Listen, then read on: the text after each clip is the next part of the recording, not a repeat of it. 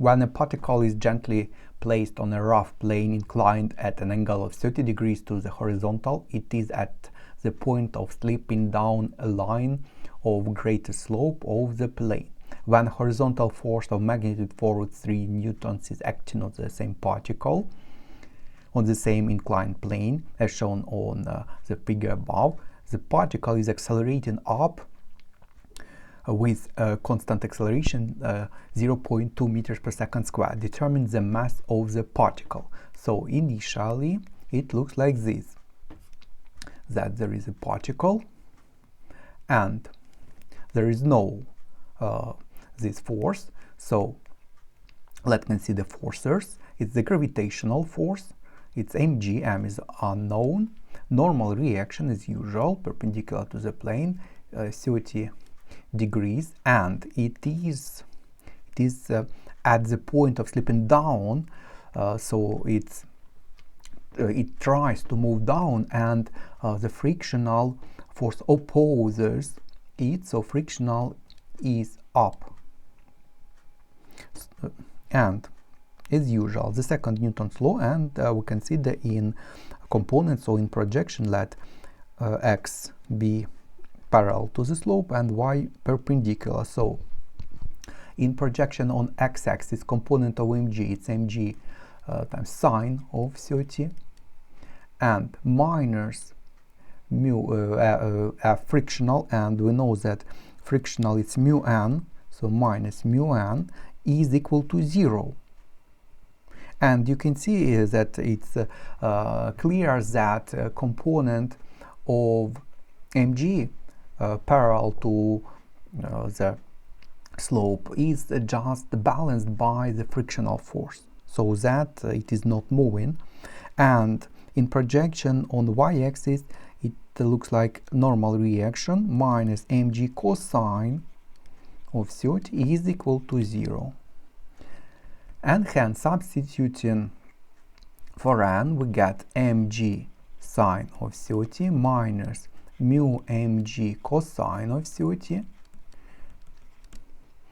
We can get that dividing by mg and by cosine, we get the tangent of 30 is mu.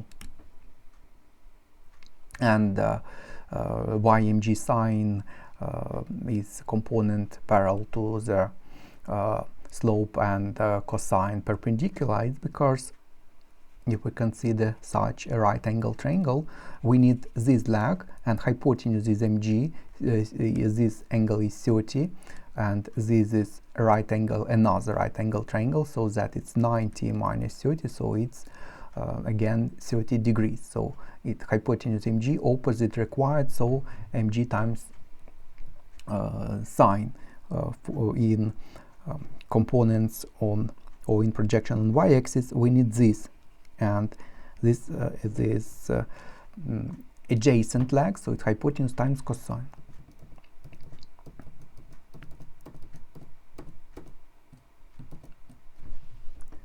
And in general, it's called the static coefficient of friction. When it is moving, in general, it's another coefficient of friction. It's a bit less, and it's called dynamic. But here, there is no difference. It's we suggest that it's the same, or it is suggested that it is the same.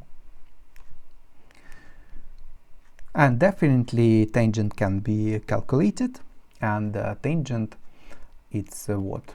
Sine over cosine, so it's 1 over root 3 or root 3 over 3. And the next situation, a force of 4 root 3 is applied, and we can consider it like this. We can move this vector parallelly, and it will be the same vector, so we can consider like this. It will be much better.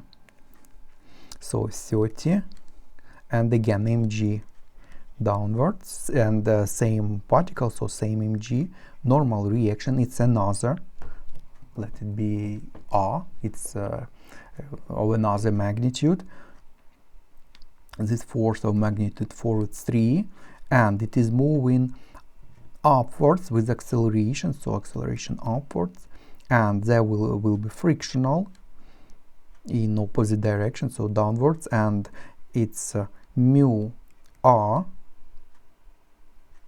We will take the same value for the coefficient of friction and normal reactions, this normal reaction, and that's all. And you can see that this angle is also 30 because parallel and the secant, and the same. And let axis be parallel to the slope upwards, y perpendicular in this direction. So the second Newton's law, the vector sum of all forces is ma vector in projection or in components on x-axis and y-axis. So on x it becomes negative mg sine because x is in this direction, mg is in opposite. So mg sine of 30 minus mu r plus 4√3 cosine of 30, because magnitude 4√3 is hypotenuse and we need this component, so it's adjacent leg, so it's cosine. And it is equal to mass times 0.2. It's also positive because its acceleration also should be taken as component or in projection. So x is upwards, a is in the same direction, so it's positive. M times 0.2.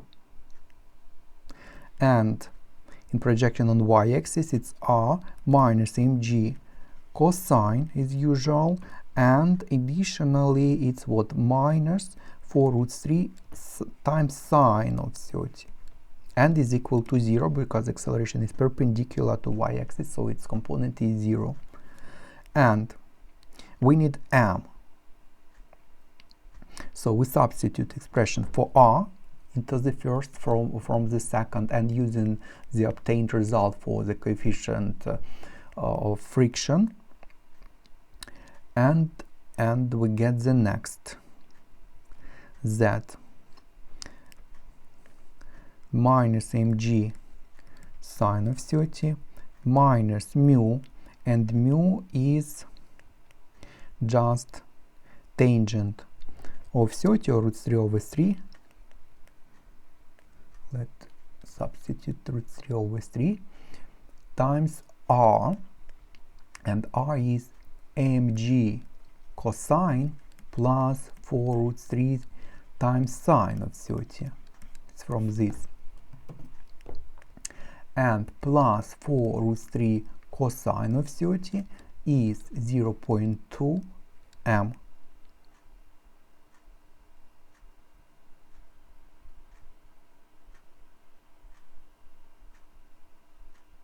And we can see that there is only one unknown value for m, and we need just solve for m. And let's expand this, and let's divide by cosine of 30 to get minus mg tangent.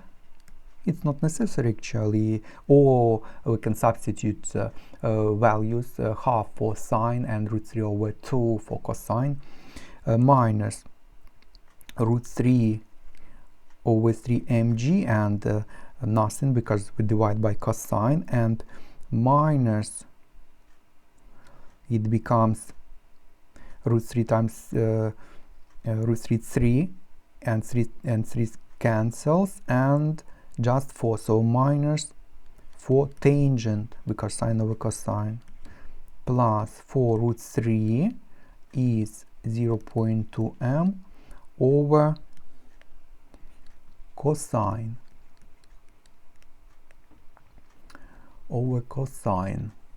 and let's substitute values. So minus mg, tangent is again √3/3,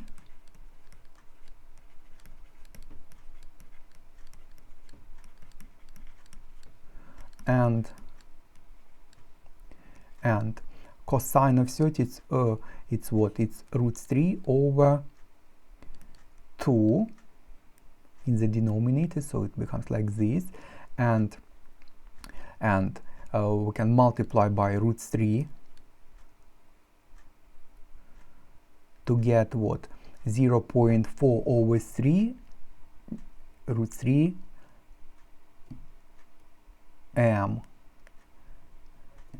So 0.4 root 3 over 3 m. And then we can see that we can divide by root 3, we can divide each term by root 3 and multiply by 3. Multiply by 3, so it's 12. And now let's move it, or let's rewrite what we get. Negative mg minus mg, which is actually minus or negative 2 mg. Minus 4 plus 12, it's plus 8, is 0.4 m. And 8 is, factor out m, 0.4 plus 2g. Hence m is 8 over 0.4 plus 2 times 9.8, which is 8 over 20 or 0.4 kilograms. And that's all for this question.